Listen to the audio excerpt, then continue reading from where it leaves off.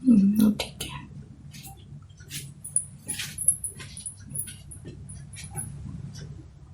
Hello friends, welcome to 10th class maths.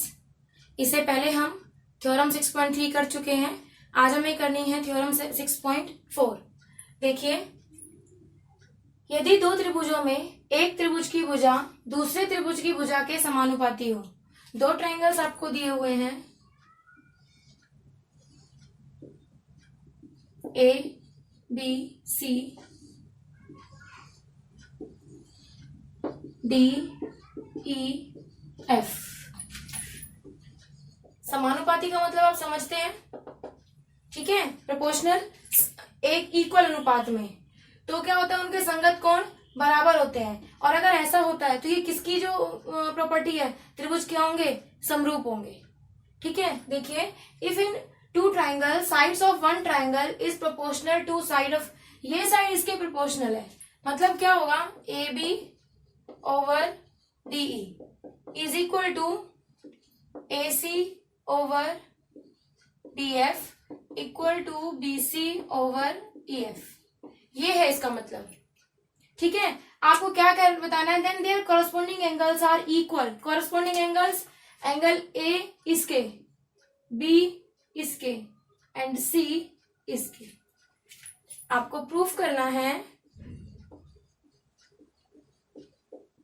Corresponding angles, यानी angle A is equal to angle D, angle B is equal to angle E and angle C is equal to angle F. ये आपको proof करना है, ठीक है। फिर क्या proof हो जाएगा कि ट्रायंगल क्या है, सिमिलर है। जब ये दोनों कंडीशन हो जाती हैं तो ट्रायंगल सिमिलर होते हैं, ठीक है। कंस्ट्रक्शन करते हैं।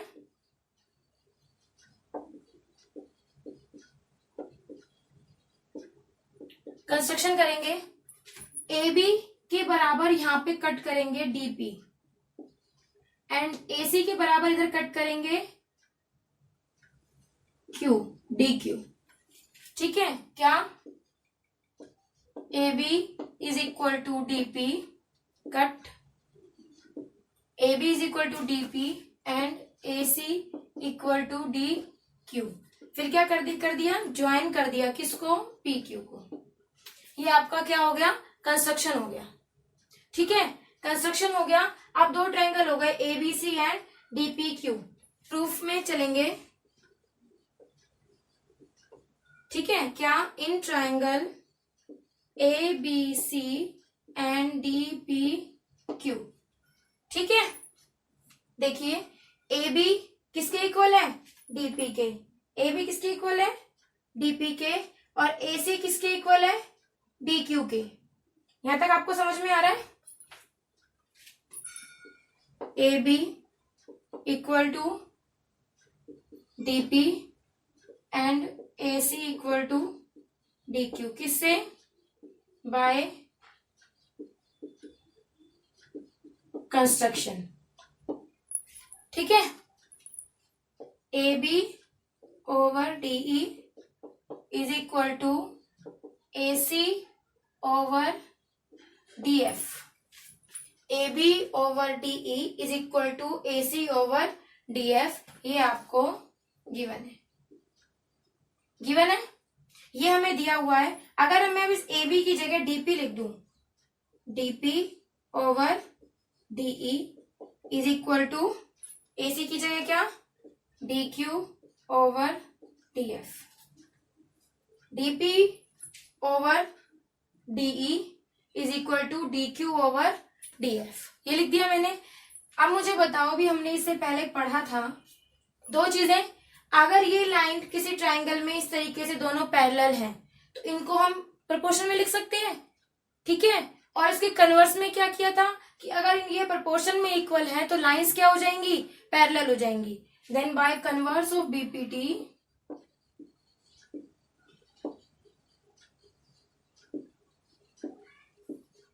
क्या हो जाएगा, जब ये प्रोपोर्शन में है तो दोनों लाइंस क्या हो जाएंगी, P Q parallel to E F हो जाएगी, ठीक है। बच्चे, जहां पे लगे आपको कि मेरा बोर्ड यहाँ फिल होने वाला है, उतना समझ के वीडियो को पॉज करके इसको उतार लीजिएगा। क्योंकि हर बार जब बड़ा हम क्वेश्चन करते हैं तो मैं इरेज करती रहती हूँ, उससे क्या होगा फिर आपको समझ में नहीं आएगा। ठीक है, तो मैं इरेज कर लूं, आप इतना इसको उतार लीजिएगा। अब हमें क्या मिल गया, ये दोनों साइड्स पैरेलल मिल गई। थोड़ा सा और कर लेते हैं, यहाँ पे पैरेलल होने से angle P equal to angle E, angle Q equal to angle F। कौन से?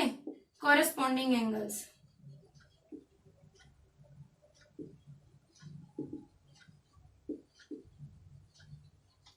ठीक है, यहां तक समझ में आ गया।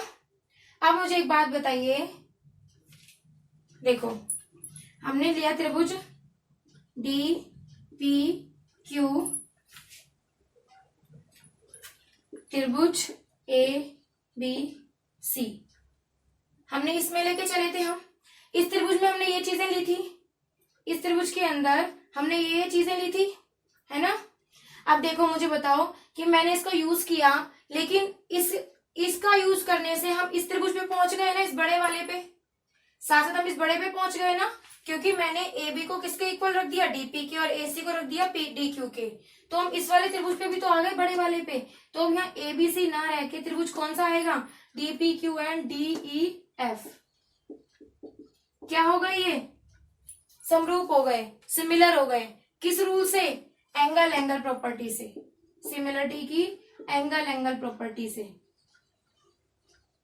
कि अगर त्रिभुज में त्रिभुज सिमिलर हैं, मतलब दो ट्रायंगल अगर सिमिलर हैं और उनके एंगल्स इक्वल हैं, तो उनकी करस्पॉन्डिंग जो साइड्स होती है वो क्या होती है, इक्वल प्रोपोर्शन में होती है ना। ये चीज हमें पता है, तो हम साइड्स का इक्वल प्रोपोर्शन लिखेंगे, DP over DE, DP over DE is equal to P Q over E F. ठीक है, क्योंकि हमारे पास ये वाली तो थी, ये वाली नहीं थी। अब हमने इन दोनों को सिमिलर प्रूफ करके इस वाली साइड को कर लिया, इस वाली साइड को इस तरीके से रेशियो में लिख लिया। ठीक है, अब क्या करेंगे, जब हमने रेशियो में लिख लिया तो देखो DP over DE, DP over D, अब ये डीपी किसके इक्वल है, ए बी के, है ना, और P Q over E F, इसको ऐसे ही रहने देंगे। तो मैं डीपी की जगह अगर मैं ये ए बी लिख दूंगी, ये वाला ए बी ओवर डी, तो क्या गलत हो जाएगा? देखो मैं किसको इरेज कर दूं, इसको यहां से इरेज कर दूं, ये वाला इरेज कर देती हूँ।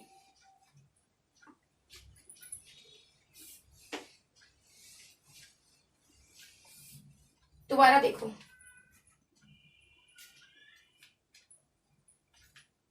देखो अभी हमने क्या पढ़ा था, पैरेलल होने से ये एंगल कॉरस्पॉन्डिंग हो गए, कॉरस्पॉन्डिंग एंगल इक्वल होने से हमारे एंगल प्रॉपर्टी से ये समरूप हो गए।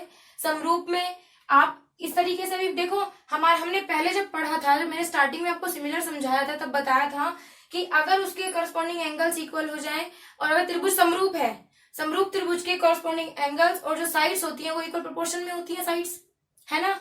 या फिर आप इसको ऐसे लिख लो सीपीएसटी, ये समझ लो, corresponding parts of similar triangle, ऐसे आपको जल्दी समझ में आ जाएगा।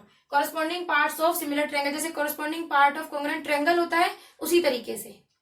ठीक है, अब क्या करना है हमें, जो डीपी ओवर डी है, मेरा डीपी हमने किसके बराबर रखा था, DP is equal to A B के बराबर रखा था ना, बाय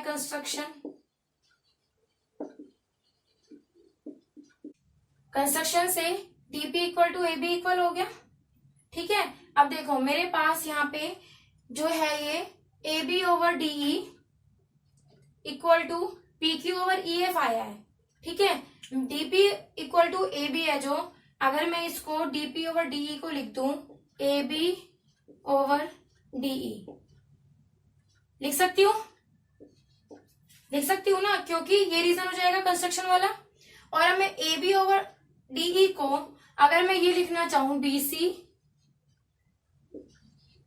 ओवर ई एफ, तो हम लिख सकते हैं, क्योंकि ये तीनों चीजें गिवन है, इक्वल गिवन है हमें तीनों चीजें। ठीक है, गिवन। अब देखो, अब मैं जहां पे ये है डीपी ओवर डीई, उसकी जगह मैं ये लिख सकती हूँ बीसी ओवर ई एफ। देखिए इसको बेशक 1 ले लो, from 1 BC over E F is equal to PQ over EF। EF से EF कैंसिल, BC किसके इक्वल आ गया? PQ के। BC किसके इक्वल आ गया? PQ के। कौन सा? ये BC इस PQ के इक्वल आ गया। हमारे पास कॉन्ग्रुएंसी प्रूफ करने के लिए बस एक यही चीज नहीं थी, ये दो साइड तो इक्वल थे कंस्ट्रक्शन से, यही नहीं था, ये साइड इक्वल प्रूफ हो गया। अब हम ट्रायंगल, जो मैंने स्टार्टिंग में ट्रायंगल लिए थे दोनों,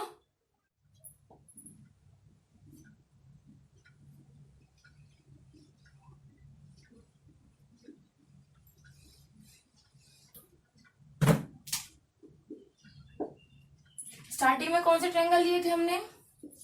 ट्रायंगल ABC कॉन्ग्रुएंट हो जाएगा किसके? ट्रायंगल DPQ के। किससे? By SSS। कौन क्यों हो जाएगी SS? AB equal to DP and AC equal to DQ, ये तो कंस्ट्रक्शन से है।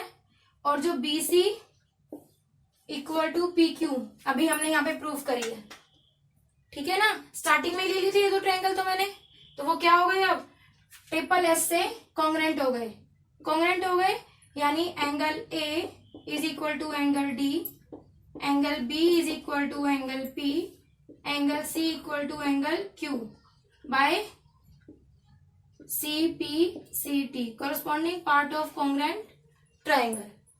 ठीक है, इतना क्लियर हो गया। आगे देखो, angle A equal to angle D proof कर दिया, एंगल B इक्वल टू क्या प्रूफ किया है? Angle P। एक ये चीज प्रूफ हो गई। अब angle B equal to angle P। अब मुझे बताइए कि जो मेरे पास P एंगल था वो E के इक्वल अभी हमने प्रूफ किया था इससे पहले, जब हमने साइड्स को पैरेलल किया था इन दोनों को, PQ को और EF को। तो मैं इसे लिख सकती हूँ angle B equal to angle P। ये P किसके इक्वल था? एंगल E के। इसका मतलब एंगल B इक्वल हो गया एंगल E के, और एंगल C इक्वल जाएगा एंगल F के। क्यों हो रहा है? क्योंकि दोनों क्या है? साइड्स पैरेलल है।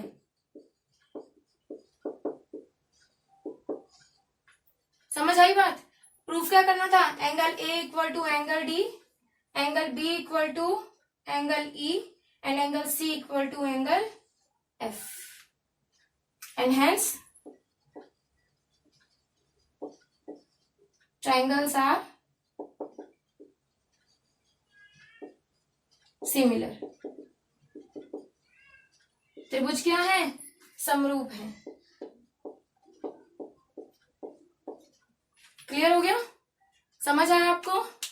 अगर आपको थ्योरम समझ में आई हो, वीडियो अच्छी लगी हो, तो वीडियो को लाइक कीजिएगा, शेयर कीजिएगा। चैनल को सब्सक्राइब नहीं किया है तो चैनल को सब्सक्राइब करिए। Thank you.